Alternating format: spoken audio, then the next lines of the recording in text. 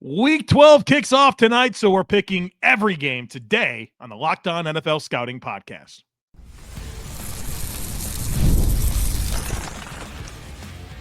You are Locked On NFL Scouting with the Draft Dudes, your daily podcast for NFL and college football scouting.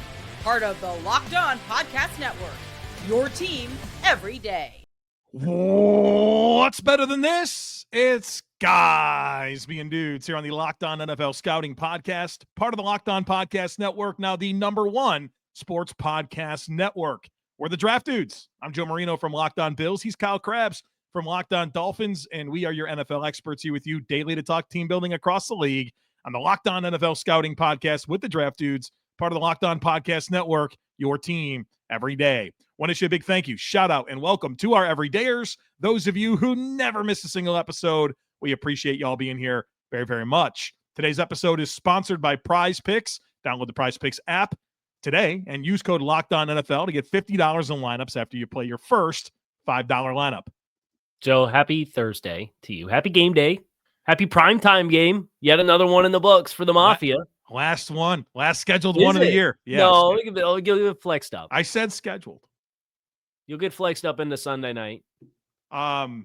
Birdie told me that the Bills are getting flexed, but it's not. It's actually out of a slot. You'll find out about that on Monday. Yeah. Oh, okay. Yeah, a little tease. Little tease. Little insider Joe. Little tease. Yes. All right. So let me first start by saying I am uncomfortable with the size of some of the spreads this week. Yeah. And fortunately for you and I, we just do the pick 'em, right? We just pick who we think is going to win the games. We always try to appease Tim and make sure we're different one game a week. Yeah. I know you're still listening. Yeah, we know. We listen, steaming mad somewhere in the dark with the curtains drawn. Just can't believe whatever we're going to say next. So Joe and I on the season, we both went 11-4 because we did not appease Tim last week. We were in lockstep for every game. Well, so we'll see where we're different this week. We pick them. 4 teams on by: Broncos, Dolphins, Chargers, Commanders. But then also, Joe, the show with the summer formula that we do where we grade all the players, we assess all the rosters, there's numerical values in there, and allows us to have our own spreads that we contrast to our friends over at FanDuel. And if the spread is higher or lower than the FanDuel spread, that dictates who the show is taking against the spread. The show is 90-74 this year against the spread thus far. So if you're following along the entire way, you're doing pretty good for yourself. We'll see if we can continue that trend. And we have made a pledge collectively, all three of us, the show, you and me, to be better this week than we were last week. Yeah. Do better than 11-4. See what we can do. Let's do it. Show 8-7 last week. Bills in Houston, H-Town. Yeah. Playing the Houston Texans, who have climbed back to 5-5. No CJ Stroud in this matchup, which I think in this particular matchup against this iteration of what we've seen from Buffalo the last month is a big deal, because I think it'd be a pretty interesting game if CJ Stroud were playing. I understand they've won the last 2 with Davis Mills. I'm not going to pick them to beat the Bills with CJ Stroud, without CJ Stroud. Yeah, Jalen Petre's a notable loss as well on the defensive side of the football. The Bills without Dalton Kincaid in this one, and of course some of the other players. But Josh Allen is never lost on Thursday, 7-0 on Thursday games. Stop scheduling the Dolphins to play the Bills on Thursday. Yeah, let's make sure and let's do it in Miami. Get that evening game. Get the sun, the Dolphins' best player, out of the equation. I like the Bills to pull this one out. I don't think the Texans have the rushing offense to really make the Buffalo Bills pay for their shortcomings in that area. I agree. Now, the show likes Bills -6 with no CJ Stroud. So the show is going to take the Bills to cover the -5.5 on the road in Houston. Colts Chiefs. This is the Awkward Vibes Bowl? That's a good one. I like to call it. That's well done. It's the Colts off the bye too, right? Colts off the bye against Kansas City, dropping that late game, patented late big play by Bo Nix, Denver Broncos. Good for one every week. The Chiefs are at home, favored despite the Colts having the extra rest. And they played in Germany the week before, so they've had a lot of extra time. Chiefs favored by 3.5 points. Yeah, I'm big on Kansas City this week. They're at home. They've lost 2 in a row. I don't think they're going to get to 3 in a row, but this is what it comes down to for me. I think the Chiefs have a good run defense. And not that I think they're going to completely shut down Jonathan Taylor, but I think they'll limit him enough where it becomes a Daniel Jones game. And I like my chances of Spags at Arrowhead against Daniel Jones, being able to heat him up a little bit. And I mean, the Chiefs obviously have some questions about their offense and some of the challenges that they've had recently. This is a gotta-have-it moment. Like, we're not talking about the division. We're talking about making the playoffs. I think that the Chiefs pull this one off. Yeah, it makes me feel better because I was feeling Chiefs a little bit for that Daniel Jones versus Steve Spagnuolo, and then you consider the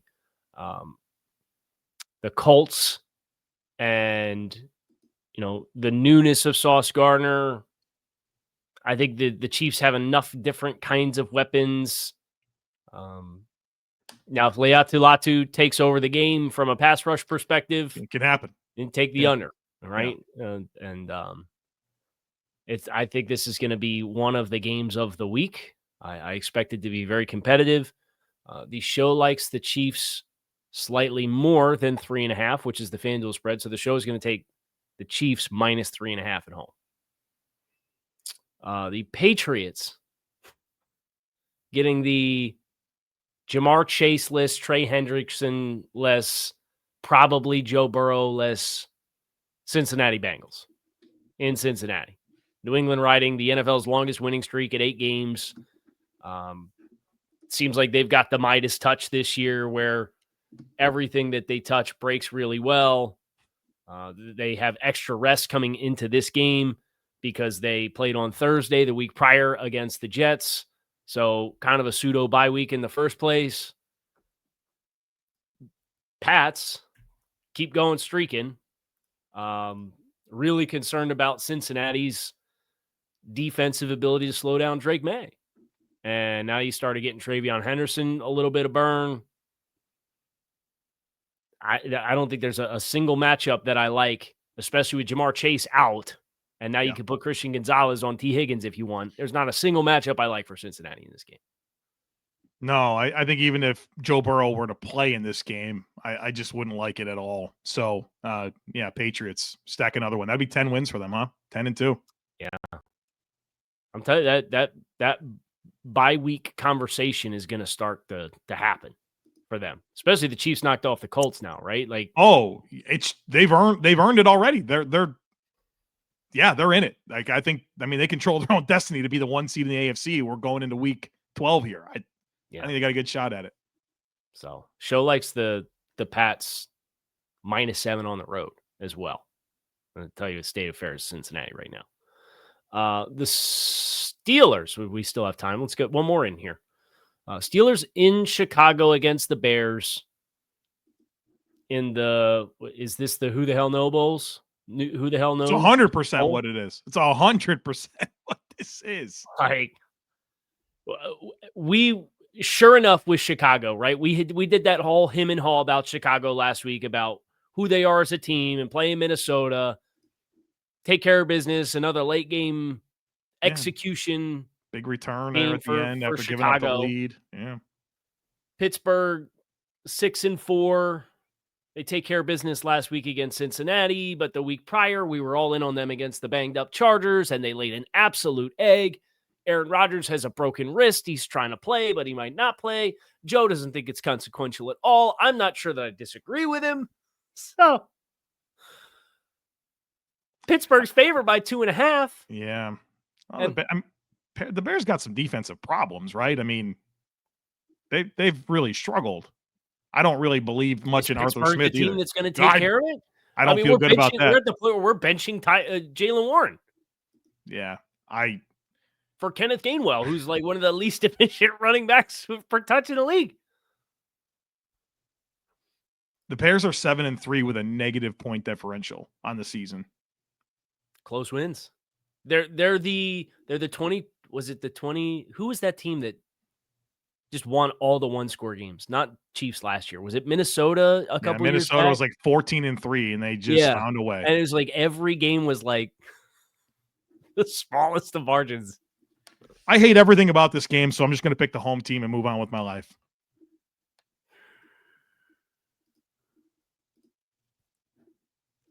Can we go to break and finalize these? Sure. Picks? Yeah. Because sure. I want to pick Pittsburgh, but man, like, all right, we'll go to break. Come back on the other side. I'll decide how big of a coward I'm going to be here picking this game. We'll be right back. This episode is brought to you by Prize Picks. You and I make decisions every day, but on Prize Picks, being right can get you paid. Don't miss any of the excitement this sports season, whether you're following the NFL, NBA, or both. There's no better time to jump in on the action. If you haven't tried it yet, Prize Picks is the simplest way to play. You just pick more or less on at least 2 players' stats, and if you get them right, you win. It takes less than 60 seconds to make your lineup, and you can play anywhere that Prize Picks operates, including California, Texas, and Georgia. I've been using Prize Picks during both football Sundays and NBA tip-offs. It keeps every game exciting, and the injury reboot feature is awesome. If one of your players leaves early with an injury, the injury reboot saves my lineup from a loss. So check it out and download the Prize Picks app today. Use code LOCKEDONNFL to get $50 in lineups after you play your first $5 lineup. That's code LOCKEDONNFL for $50 in lineups after you play your first $5 lineup. Prize Picks, it's good to be right.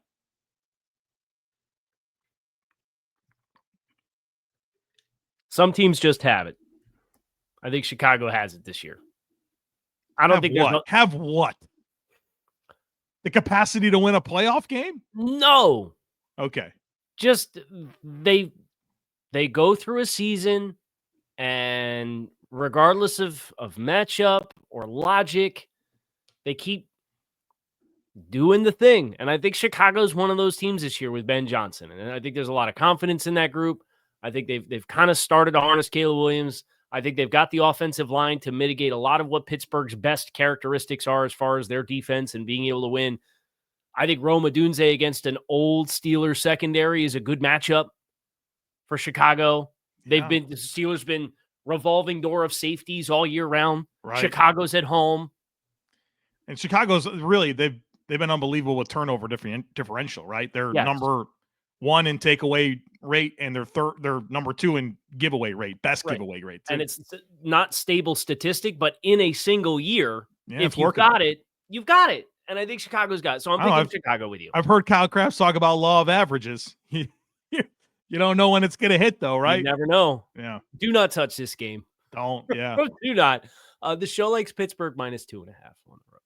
Our next 3 games are 10-point plus spread, so this is fun. Oh, boy. Yeah. All right. Well, we can knock out some picks real quick. Ravens, Jets. I wonder who's going to win this one. Give me, I don't care if it's Tyrod Taylor or Joe Namath or Mark Sanchez or anybody else. Give me the Ravens to win this game at home against the Jets. Yeah, I think obviously the conventional wisdom is with the Ravens in this one. I do not love the spread. I don't know that I'd touch that for them to cover. In fact, I wouldn't be surprised if the Jets did cover. Lamar is kind of battling through injuries, doesn't quite look himself, and the Jets have been very respectable on defense. And I think Tyrod does give them a better shot to be productive offensively, but not enough to go into Baltimore and win. The show likes the Ravens -13.5, just like the show correctly liked the Patriots -12.5 last week. Got it. Yeah. Got it. Barely got that one, but we got it. We got it, though. Got it, yeah. The Seahawks, fresh off of a narrow loss at the hands of the Rams. The show got the Seahawks as +3 last week, too. Now they're favored in Nashville by 13.5 points. 2 touchdown favorites against the Tennessee Titans. Let me tell you what I'm not going to do. Pick the Titans to win another game this year. I'm going to give you the Seahawks. I mean, of course I'm picking the Seahawks, but the Tennessee played Houston and LA, the Chargers, close the last 2 games. They, 3-point loss, 7-point loss. That was their fired coach bump, was losing closely. I mean, when you're that far down, right? That's the best we can hope for. So Seattle, obviously. I don't think there's a planet in which Cam Ward handles the speed of this Seahawks defense. No, it's a great exposure for him, though. These are great moments for him to. Yeah, these are formative moments of putting your 10-year-old on Madden and turning the difficulty up to all Madden and telling him to go out and play. That's you in about 8 years, right? For my daughter, it's 5. Oh, like why are you assuming? Throw her on it too? Yeah, why not? Right? So good luck, honey. Let's go, Madeline. You got a little bit more time. You're playing on all Madden this time. Let's see how it goes. This is no longer just push the green button and good things happen, right? That's great.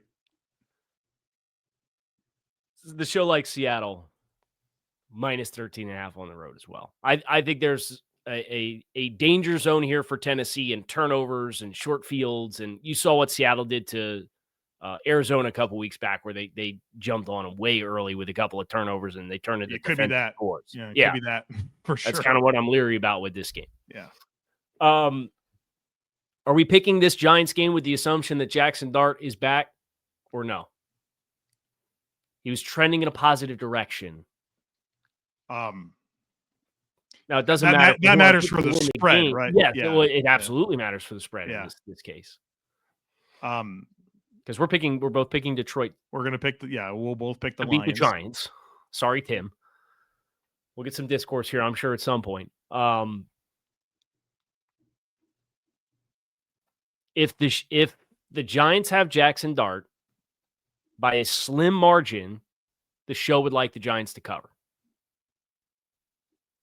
Okay. So can we quantify that now? Like, we'll operate in the assumption that Jackson Dart plays, and we will put the Giants down to cover 10.5 on the road against Detroit. But if Jameis plays, you're not going to have the rushing upside. You're absolutely going to have those 2 extra bonehead turnovers that don't bounce off a defender's hands into Giants' hands like they happen with Jackson Dart, and they're just going to get picked. And then the show would pick Detroit to cover 10.5 at home. Big spreads. I do not like big spreads, and I'm glad that the show is not riding all 3 big spreads this week. It's scary. Our last 1 o'clock game, Green Bay. This is the Derek Zoolander Bowl. I don't expect you to get I know there's a movie called Zoolander. Yes. And there's a moment in the movie where Zoolander is having like an existential crisis. And he looks in the water and he goes, "Who am I?" And that's what I feel about both of these teams. They're just looking at their own reflection in the water, wondering aloud who they are. Who are the Green Bay Packers? Who are you offensively? Who's Jordan Love? Jordan Love, who am I? Each week. Minnesota, the successes that they had, J.J. McCarthy, he's trying to figure out if he's 9 or if he's J.J. and the reflection in the water. It's the Derek Zoolander Bowl. I like Green Bay at home in this one. I trust the thing I trust most about this game is Green Bay's defense against Minnesota's offense. So Packers at home, I just like that. And Jordan Love, certainly capable of playing high-level football. A little bit further removed from some of their injuries. I think the Packers get this one. Yeah, I think there's obviously familiarity with Minnesota's super unique scheme that comes with playing them more often, and I think that will help. And is Josh Jacobs a go? Not sure. I don't think so. Some people think that's good if he's not around. Well, okay. I know what Josh Jacobs looked like last year, right? Yeah. Well, that's the people that want them to be a little bit more pass aggressive and unleash Jordan Love. But all right. I'm going to operate on the assumption that we do not have Josh Jacobs in this game, in which case the show likes Minnesota plus 6.5. Close game. You mentioned Zoolander, the movie. Yes. And I think it's an important moment for us to clarify something. Okay. Zootopia 2 does not come out on Friday. Is it another week? Yeah, you got to wait one more week. So I didn't want you to show up at the theater. Well, thanks. Yeah, you're welcome. Glad I can save you on that. So. Did you go looking for tickets or did you just... No, people hit me up. Are like, "Hey, Joe, just so you know, it doesn't come out till next Friday." I was like, "All right, yeah, we were lied to." What are the movie? Sorry for lying. It's obviously the Bills Hallmark movie that you were thinking about that comes out this weekend. Is that a real thing? Yes, there's a Bills Hallmark movie. Sean McDermott's in it. Tell me about it. Because we're at a great point for a break. We're at the 4 o'clock slate. We've only got 1, 2, 3, 4, 5, 6 games to pick on the other side. One of them is Carolina, San Francisco. Another one's Atlanta, New Orleans. Tell me about the Bills Hallmark. I will give you the 2-sentence plot summary here. Okay. 2 lifelong friends, both members of the Bills Mafia try to find a mysterious secret Santa who has been anonymously helping a family for years. As they search, their own relationship develops against the backdrop of a classic holiday-themed love story. It's filmed in and around Buffalo, New York. Highmark Stadium is part of it. Damar Hamlin, Jim Kelly, Sean McDermott, the one that only has a few more games left. Hey, you could say you've been there. You could say you've been in there. They didn't go down into the construction area and like carve their initials into the beams or anything like that. Maybe they do. Maybe you're spoiling the whole thing. Only one way to find out, and I will not. So, yeah, you know what? I got to be honest with you. That plot line sounds a little bit different than this one, but I don't know. We'll watch it. That's what Kyle's obviously excited about. He won't be missing it. Hey, tell your wife. I'm sure she'd love to cuddle up and watch a little Hallmark Christmas movie with her husband. No, I'm good. If I want to watch a Bills feature film, I'll put a Haley Steinfeld movie on. And you could have you can do Thursday night with Josh. You can go Friday night with Haley and go Saturday night with the Mafia. You know, what a opportunity. We'll be right back. Stick with us.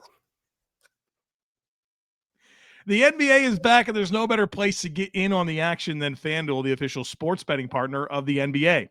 Even if you missed the start of the game or you want to ride the hot hand, FanDuel has live bets on everything from who will score next to fourth quarter comebacks. Plus, you can even combine your live bets into a same-game parlay for a shot at a bigger payout. Keeps every game exciting, especially when your team's making that late push. Of course, I'm in on Thursday Night Football. I like Khalil Shakir over 43.5 receiving yards. They don't have Jalen Petrie.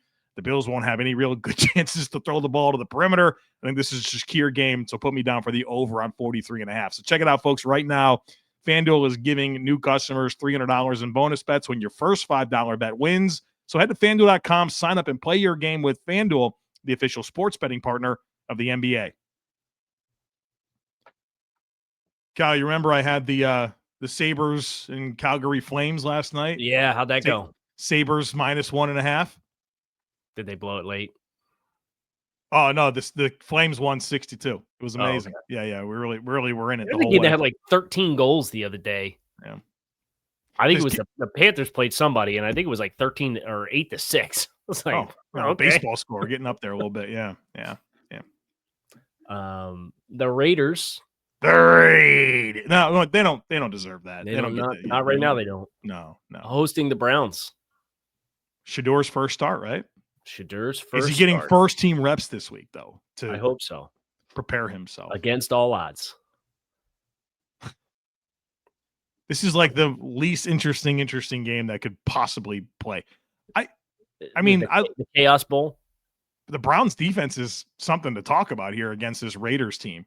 Yeah, because they're not running the ball particularly well. Geno's turning the ball over at an alarming clip. Shador's a chaos merchant without physical tools in his first start on the road. I think it's a decent chance, but I'm just going to go with the Raiders here. Oh man, I was all fired up for our split to be on this game. I'm picking the Raiders. No, I thought you were going to be on the Colts, which was I've been having to carry that with me all the way through the show to this point. So. Well, my apologies for letting you down. So this is now twice because I thought you were going to be in on the Colts and I thought you were going to be in on the Browns. Oh, so I've been like expecting that to be our split mark this entire time. Yeah, might get dicey here. I don't know where it's going to come. If you could guarantee me Shedeur Sanders turns the ball over less than twice, I would pick the Browns. So one or fewer times? Yes. If you told me they got stable quarterback play. Do you think he completes 50% of his passes? I think he will hit that benchmark. I'm worried about like big time minus plays, trying to do too much, being poor ball security while extending plays and losing extra yardage. Yeah, it's all the stuff that I expect to happen. I watched him at Colorado and I thought about how it would translate to the NFL, and it was that. What you just said was that. Right. So I'm very worried about that. And it's like, yeah, Cleveland might not give up 200 yards of offense in this game, but they're going to have to do the thing that they've tried to do several times this year, which is score the points themselves defensively. You know what the over-under on this game is? Can I guess? Sure. Is it like 33.5 or something like that? It's a little better than that. It's 36.5. Okay. Yeah. It's the lowest of the week. I would take the under. The other game that's under 40 is Falcons Saints. Is that the next game? Actually, we could skip it to it if you want, but we do have a 4:00 Jags Cardinals. The show likes the Browns plus 3.5, and that's just because there's no grading discrepancy between what they had at Dylan Gabriel and what they had at Shedeur, right? Because they were both complete unknowns when they came in, so there's no point shift with a quarterback change there. So the show flying in our face for the third consecutive game, taking the dog while we pick the favorites for 3 straight games. Let's see if it happens again. Jacksonville in Arizona against the Cardinals. No Marvin Harrison Jr. once again for Arizona. Who knew Michael Wilson was a 2,000-yard receiver lying in wait? Trey McBride's good for 8 and 120 and a tud every single week right now. I expect they'll get their yards and probably score some points against Jacksonville. Jacksonville's coming off a big win, right? And they smoke the Chargers. Smoked them. Isn't that kind of scary, though, for a team that's like... Yeah, they could feel it a little bit, for sure. Brissett will go out there and battle, for sure. That'll happen. Jonathan Gannon is 15 and 29 as head coach of the Cardinals. Probably a hot seat candidate we're not talking enough about. But, right. But I would expect they'll have Kyler Murray lie down on the wire, and he'll be the guy who... We never got a chance to pick our quarterback. Yep. Yeah, we know how this goes. I like the Jags. I like the Jags as well. The show likes Jacksonville minus 2.5 as well. It's the Calais Campbell Bowl here, right? Yeah. Calais still playing real good too, man. What team do you think he identifies as a member of? He's got 10 years in Arizona, so that's it. 3 in Jacksonville, 3 in Baltimore, 1 in Miami, 1 in Atlanta. Mm-hmm. And you forget he had a year in Atlanta. I don't need 7.5 sacks that year. He played 600. He played 600 snaps as exclusively like a defensive end. Like they didn't play him inside at all. Man, Arizona they should have kept him, huh? He was 3. He's a monster when he got to Jacksonville. Yeah, dude, he was 3 years in a row making the Pro Bowl. Yeah. Turned 30. And then he made 4 more Pro Bowls. Yeah. The next 4 years. Yes. How many career sacks does Calais Campbell have?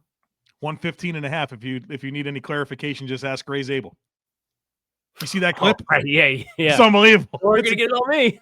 That's such a good clip, man. He seems like an all-time great dude, man. Calais Pro Football Hall of Famer, you think? He's like that longevity versus peak debate. I would advocate for him. Yeah, I don't think I'd take exception with that, I think there's something to be said about being as good as he's been for as long as he's been. 100%. Yeah. That's the Emmitt Smith thing, right? Like, dude, he's got 115.5 sacks. Yeah. He's Frank Gore, right? Oh, yeah. Yeah, he's a defensive version of Frank Gore. Yeah. That's a good call. The Saints, who are coming off a bye against the Michael Penix-less, Drake London-less Atlanta Falcons, who have also allowed 1,000 yards of offense in the last 2 games defensively. Saints are favored, man. Saints are favored. I don't know. They're not going to get me, though. I'm jump on you. Is this a potential split mark? Falcons defense, they've been bad. They're not this bad. They're going against a young quarterback in his second start. A lot of speed. Right. They'll force some mistakes. Kirk Cousins going to keep that thing. He'll be in the right-hand lane on the highway going 50 miles an hour, 15 under the speed limit, but darn it, he's going to keep it between the lines. Yeah, that's all they need to do. Falcons are going to win an ugly game. That's how it's going to go. I'm with you, Falcons. Oh, we don't split again. You think I'm going to pick Tyler Shuck against Jeff Albrecht in his second start? He doesn't have Cooks or Shaheed. What a disastrous, another disastrous masterclass of a personnel move for Atlanta. They're rebuilding.